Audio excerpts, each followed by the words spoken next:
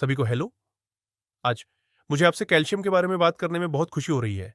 ये मेरे शोधार्थी होने के समय से ही रुचि का विषय रहा है, क्योंकि हम सभी जानते हैं कि ऐसा लगता है कि कैल्शियम धमनियों को अवरुद्ध कर रहा है। तो मेरे पास एक दिलचस्प कैल्शियम और इसके साथ विटामिन के 2 है। तो विटामिन के 2 क्या है? ये एक ऐसा विटामिन है जिसके बारे में कम सुना गया है। के एक शायद, लेकिन के दो। तो आज मैं आपको कैल्शियम और विटामिन के 2 के बारे में सिखाने जा रहा हूँ।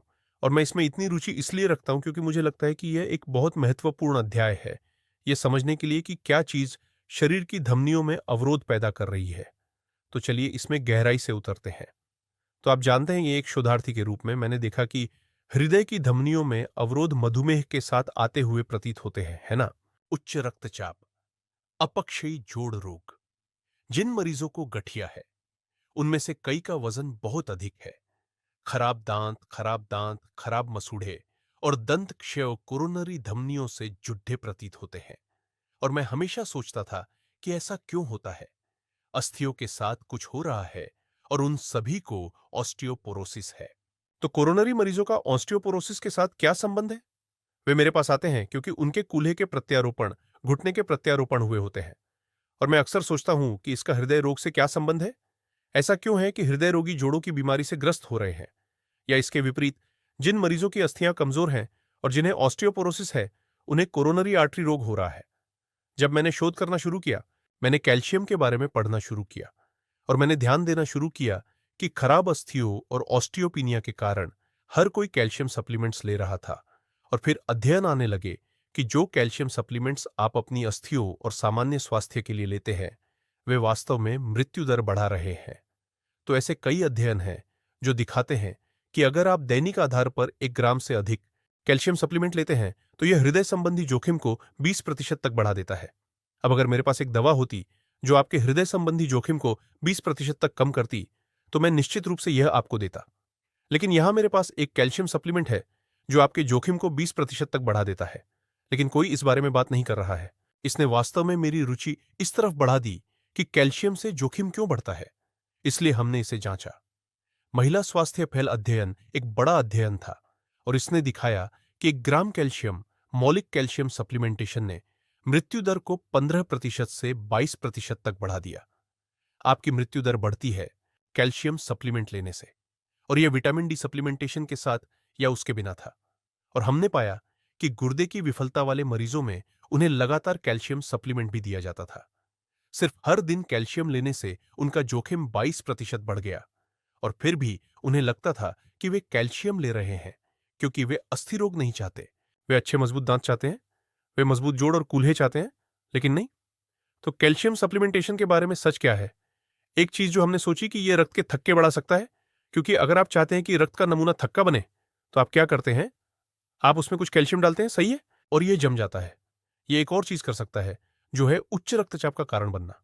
तो हम जानते हैं कि कैल्शियम स्तर जितना अधिक होता है, यह उच्च रक्तचाप का कारण बन सकता है। लेकिन इन मरीजों को उच्च रक्तचाप नहीं हो रहा था, भले ही वे कैल्शियम सप्लीमेंट ले रहे थे। हम निश्चित नहीं थे कि कैल्शियम सप्लीमेंट ऐसा क्यों करते हैं।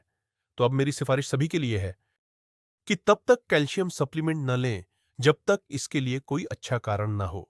इसके बारे में अपने चिकित्सक से बात करें, लेकिन बस कैल्शियम न लें, क्योंकि कैल्शियम सप्लीमेंट्स बिना डॉक्टर की पर्ची के उपलब्ध हैं।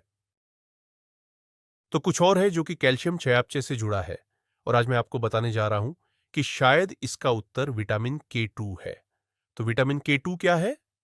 विटामिन के 2 वसा में घुलनशील है, ठीक है? ये एक वसा में घुलनशील विटामिन है। इसका मतलब है कि आप इसे अपने शरीर में तब तक अवशोषित नहीं कर सकते जब तक कुछ वसा उपलब्ध न हो। और विटामिन के 2 अभी के लिए मान लें कि इसका अच्छे अस्थि चयापचय के साथ कुछ लेना देना है, ठीक है?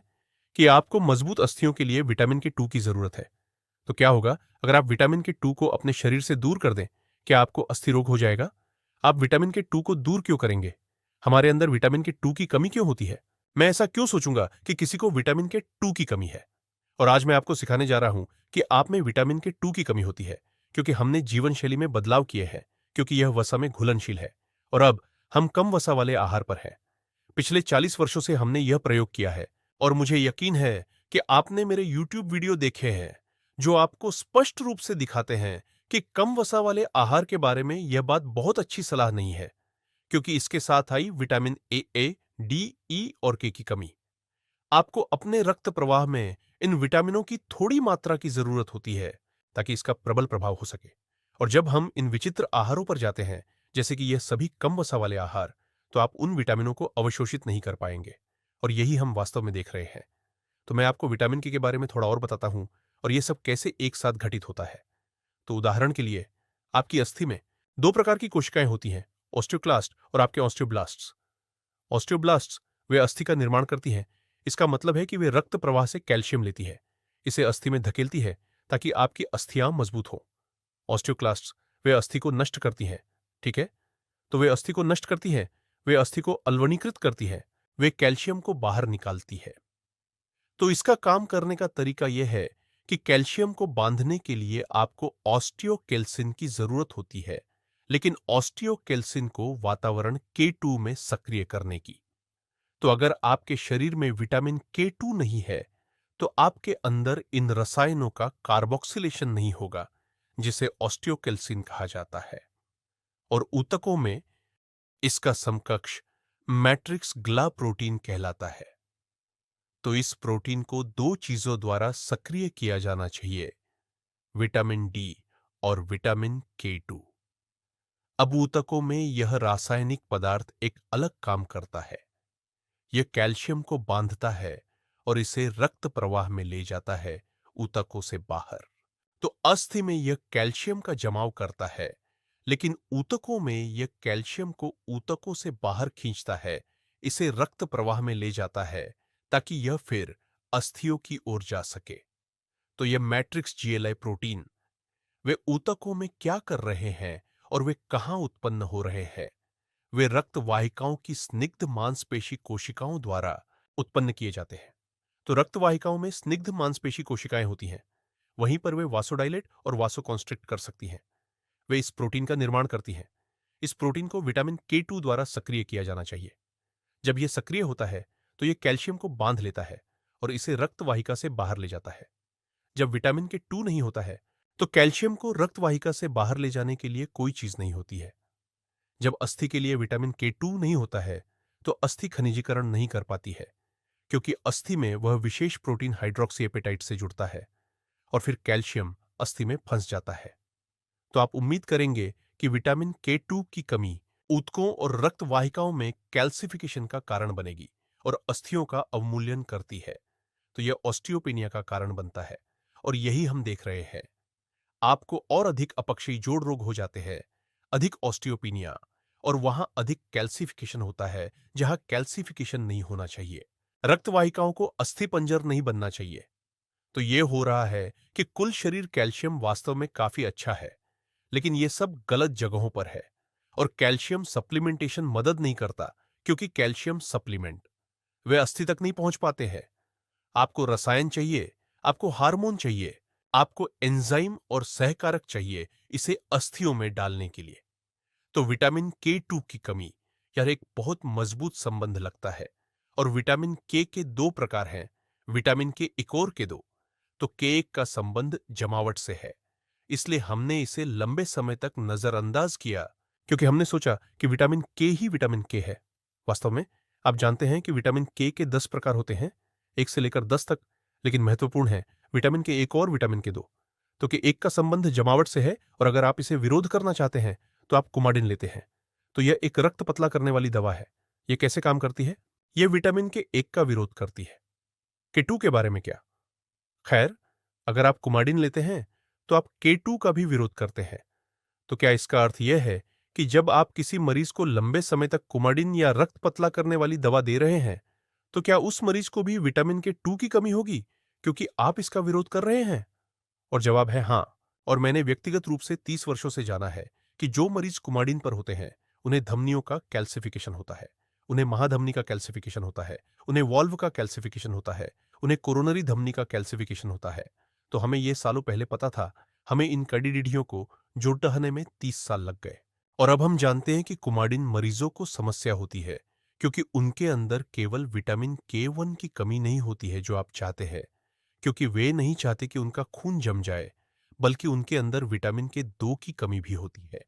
तो K1 कहां से आता है? Q एक मुख्य रूप से क्लोरोप्लास्ट से आता है।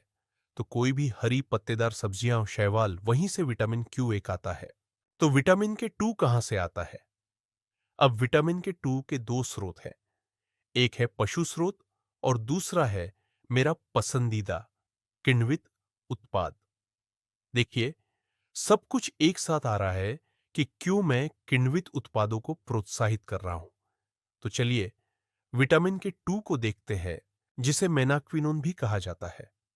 पशु वाला MK4 कहलाता है और जो किण्वित उत्पादों से आता है उसे MK7 कहा जाता है। MK7 एक लंबा अणु है। यह जैविक रूप से अधिक सक्रिय भी है। यह कुछ मांसों में, कुछ अंडों में, डेयरी और किण्वित उत्पादों में पाया जाता है। तो विटामिन के 2, अगर लोग बहुत सारा मांस, अंडे, चिकन खा रहे हैं, तो विटामिन के 2 की कमी क्यों होती है? क्योंकि मांस की गुणवत्ता भी घट रही है। अगर आपका जानवर हरे क्लोरोप्लास्ट नहीं खा रहा था, हरे प्राकृतिक घास के खाद्य पदार्थ, तो उस मांस में भी पर्याप्त विटामिन K2 नहीं होगा। अंडे, अंडों में बहुत सारा विटामिन के 2 होना चाहिए, लेकिन आजकल के अंडे अनाज खिलाकर प्राप्त किए जाते हैं और अनाज में विटामिन के 2 नहीं होता। विटामिन के 2 को मूल उत्पाद से आना चाहिए, जिसका मतलब है प्रकृति। पहले इसे प्रकृति द्वारा प्रदान किया जाना चाहिए। तो जब यह पशुओं के चक्रों से गुजरता है, तभी विटामिन के 2 का स्तर बढ़ता है। किण्वित खाद्य पदार्थ विटामिन के 2 बनाते हैं। किण्वन उत्पाद विटामिन के 2 बनाते हैं। तो विटामिन के 2 शरीर में प्रवेश करता है, यह सभी एमजी खंडों को सक्रिय करता है और अस्थियों में आपको दृढ़ अस्थियां प्राप्त होंगी और रक्त वाहिकाओं में आपको कैल्सिफिकेशन का अवरोधन प्राप्त होंगी। तो अब क्या हम विटामिन K2 को माप सकते हैं? अगर यह इतना अच्छा है, तो मैं आगे बढ़कर विटामिन के 2 का स्तर प्राप्त क्यों नहीं कर सकता हूं? हाँ, मैं इसे बस क्यों नहीं कर सकता? क्योंकि इसे करने का कोई तरीका नहीं है। तो हम जो देखते हैं वह गैर कार्बोक्सिलेटेड प्रोटीन है और यह एक परीक्षण है जिसे आप कर सकते हैं, लेकिन यह अभी उपलब्ध नहीं है।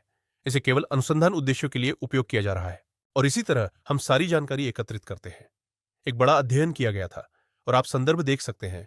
मैं उन्हें आपको दिखाऊंगा कि हमने गैर कार्बोक्सिलेटेड प्रोटीनों को संबद्ध किया, जो आपको बताता है कि आपके अंदर विटामिन के 2 की कमी है, और इसे धमनियों में कैल्सिफिकेशन की मात्रा से संबद्ध किया और इनमें एक सीधा संबंध था।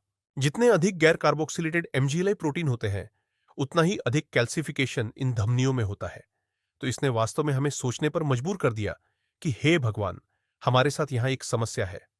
फिर उन्होंने यूरोप में एक और अध्ययन किया, इसे रॉटरडैम अध्ययन कहा गया, और रॉटरडैम अध्ययन में उन्होंने हजारों की संख्या में 55 वर्ष से अधिक उम्र के पुरुष और महिला मरीजों को लिया और उन्होंने विटामिन के 2 की खपत को देखा और उन्होंने प्रत्येक मरीज द्वारा किए गए विटामिन के 2 सेवन को सूचीबद्ध किया और फिर अगले 8 वर्षों तक परिणामों को देखा और उन्होंने पाया कि महाधमनी कैल्सिफिकेशन, कोरोनरी धमनी रोग, लेकिन साथ ही सभी कारणों से मृत्यु दर भी विटामिन के 2 सेवन से सीधे संबंधित पाए गए। अधिक विटामिन के 2, कम मृत्यु दर, कम कोरोनरी धमनी रोग। अब आप तर्क कर सकते हैं कि सो ठीक है, शायद ये भोजन है ना कि स्वयं K2, और ये एक संभावना है, लेकिन कम से कम हम यहां एक संबंध देखना शुरू कर रहे हैं। यहां एक संबंध दिखाई दे रहा है। अध्ययनों में पाया गया कि यदि आप अपने आहार में प्रतिदिन 32 माइक्रोग्राम से अधिक विटामिन के 2 का सेवन करते हैं, तो हृदय संबंधी मृत्यु में 50% की कमी होती है। अब आपने एक हृदय रोग विशेषज्ञ के रूप में मेरा ध्यान आकर्षित किया है और सभी कारणों से मृत्यु दर में 25% की कमी होती है। सभी कारणों से मृत्यु दर भी महत्वपूर्ण क्यों है?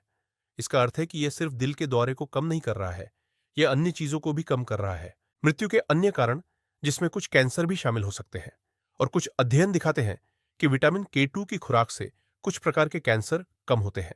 और अगर हमें यहां मौका मिला तो मैं उस पर आऊंगा। अगर आपको यह वीडियो पसंद आया तो यह वीडियो आपके लिए अत्यधिक अनुशंसित है। लेकिन अगर आप पूरी श्रृंखला देखना चाहते हैं